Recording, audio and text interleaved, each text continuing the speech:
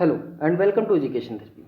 दोस्तों, यहाँ पर हम वर्ड मीनिंग सीरीज की 8वीं वीडियो देखेंगे। यहाँ पे आपको जो वर्ड्स मिलेंगे उनमें हम उन वर्ड्स की इंग्लिश क्या होती है या उनकी हिंदी क्या होती है ये जानेंगे। शुरू करने से पहले अगर आपने चैनल को सब्सक्राइब नहीं किया है तो प्लीज़ सब्सक्राइब कर लें, लाल वाली बटन को ठोक के ऑन कर दीजिए और साथ साथ जो आपकी उसके बगल में वो घंटा वाला आइकन है ना, उसको भी ऑन कर दीजिएगा, ठीक है। हाँ, रही बात नोटिफिकेशन की, तो यूट्यूब पे अगर आपको नोटिफिकेशन टाइमली नहीं मिलती है तो आप टेलीग्राम चैनल को ज्वाइन कर सकते हैं, फ्री ऑफ कॉस्ट है। डिस्क्रिप्शन में लिंक मिल जाएगी, आपको जाके ज्वाइन करिए, क्योंकि वहाँ पे आपको नोटिफिकेशन तो मिलेगी, साथ साथ जो वीडियोस हम देख रहे हैं इसके नोट्स या पीडीएफ फाइल कह लीजिए वो भी आपको टेलीग्राम चैनल पे अवेलेबल रहेगी। तो चलिए स्टार्ट करते हैं। देखिए यहाँ पे पहला वर्ड है हमारा अपघटन, ठीक है। हिंदी में अपघटन कहते हैं, जिसको इंग्लिश में हम इसको कहते हैं डीकम्पोजिशन। जीवाश्म, जैसे हम बोलते हैं ना जीवाश्म ईंधन, तो उसको इंग्लिश में जीवाश्म को हम फॉसिल बोलते हैं, और अगर जीवाश्म ईंधन की बात करें तो फॉसिल फ्यूल बोलते हैं उसको।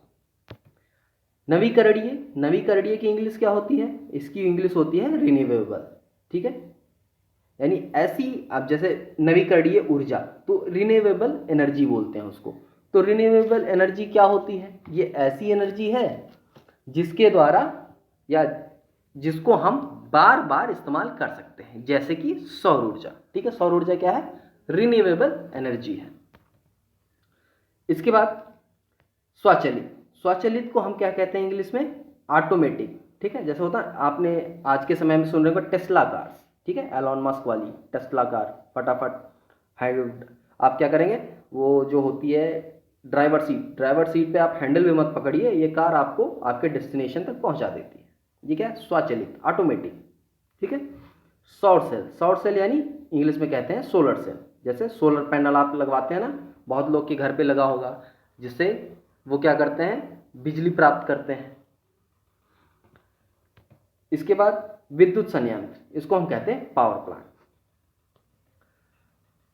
आगे देखते हैं आंकड़ा, आंकड़े को इंग्लिश में हम कहते हैं डेटा। आउटपुट यंत्र को हम आउटपुट डिवाइस कहते हैं। आरक्षण को हम रिजर्वेशन कहते हैं। इनपुट यंत्र को हम इनपुट डिवाइस कहते हैं। अब देखिए यहाँ आउटपुट डिवाइस की बात है, तो आउटपुट डिवाइस में हमारा मॉनिटर होता है, प्रिंटर आ जाता है, ये सब क्या है? Output device. इनपुट डिवाइस की बात करें तो माउस, कीबोर्ड, ठीक है, ये सब क्या है? Input device. इलेक्ट्रॉनिक यंत्र, इसको हम इलेक्ट्रॉनिक डिवाइस कहते हैं। बिजली से चलने वाले यंत्र, बिजली से चलने वाले यंत्र को हम इलेक्ट्रॉनिक यंत्र कहते हैं। इलेक्ट्रॉनिक मेल यानी ईमेल, ईमेल को हम अगर हम पूरी तरह से पढ़ें फुल फॉर्म के रूप में तो इलेक्ट्रॉनिक मेल कहा जाता है। किस लिए इस्तेमाल करते हैं? संदेशों को एक जगह से दूसरी जगह सेकेंडों में भेजने के लिए, बहुत तीव्र गति से भेजने के लिए। केंद्रीय क्रियान्वयन इकाई, इसको हम कहते हैं सेंट्रल प्रोसेसिंग यूनिट, शॉर्ट में बोलते हैं सीपीयू। इसके बाद आगे देखिए क्रियान्वयन, क्रियान्वयन को हम इंग्लिश में कहते हैं प्रोसेसिंग। जैसे कहते हैं ना कंप्यूटर प्रोसेसिंग कर रहा है या हमारा मोबाइल अभी प्रोसेसिंग कर रहा है, गोल गोल घूम रहा है, ठीक है, तो उसको क्रियान्वयन कहते हैं, प्रोसेसिंग कहते हैं इंग्लिश में। कुंजी पटल, कुंजी पटल को हम कीबोर्ड कहते हैं। कीबोर्ड जिसके द्वारा हम कंप्यूटर में लिखते हैं ना कीबोर्ड, उसको हम कीबोर्ड, कुंजी पटल हिंदी में, इंग्लिश में कीबोर्ड। कृत्रिम स्मृति, आर्टिफिशियल मेमोरी बोलते हैं इसको। गोद, गोद को यहाँ पे लैब कहते हैं। लैब, जैसे हम गोद में कोई चीज़ रखते हैं ना, उसको हम लैब कहते हैं। जैसे लैपटॉप को हम अपने पैरों पे रख के चला सकते हैं, तो उसको हम कहेंगे कि लैपटॉप को हम इंग्लिश में हम अपने लैब पर रख के चला सकते हैं। गणितीय, गणितीय की इंग्लिश होती है अर्थमेटिक। इसके बाद तार्किक, तार्किक मतलब तर्क करना किसी से, तो इंग्लिश में कहते हैं लॉजिकल। तार्किक का इंग्लिश होता है लॉजिकल। प्रिंटर को इंग्लिश में प्रिंटर ही कहते हैं। प्रक्रिया को प्रोसेस कहते हैं। माउस को इंग्लिश में माउस कहते हैं। माइक्रो प्रोसेसर को इंग्लिश में माइक्रो प्रोसेसर कहते हैं। मेज यानी डेस्क, मॉनिटर को मॉनिटर कहते हैं। इसके बाद रैम, रैंडम एक्सेस मेमोरी, इसका पूरा नाम होता है रैंडम एक्सेस मेमोरी। इसका काम होता है जो भी डेटा हम इस्तेमाल कर रहे हैं उसको स्क्रीन पर होल्ड करके प्रदर्शित करना। ठीक है, जब तक कोई डेटा मेमोरी में नहीं होगा तो हम उसको स्क्रीन पे नहीं देख पाएंगे।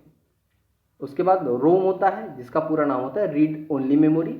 ये ऐसी मेमोरी होती है जिसमें हम डेटा को रख दें तो वो बहुत समय तक सुरक्षित पड़ी रहती है, चाहे कितनी बार भी लाइट ऑन हो या कंप्यूटर ऑन हो या ऑफ हो। स्पीकर को इंग्लिश में स्पीकर कहते हैं, जिससे आवाज़ें आती हैं। सीडी का पूरा नाम होता है कॉम्पैक्ट डिस्क। आपने देखा होगा गोल गोल होता है जिसको हम डीवीडी या सीडी प्लेयर में लगा के मूवीज़ देखते थे पहले, आज के समय में ये ख़त्म हो गया है।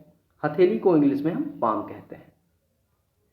तो ये कुछ शब्द थे और उनकी इंग्लिश थी।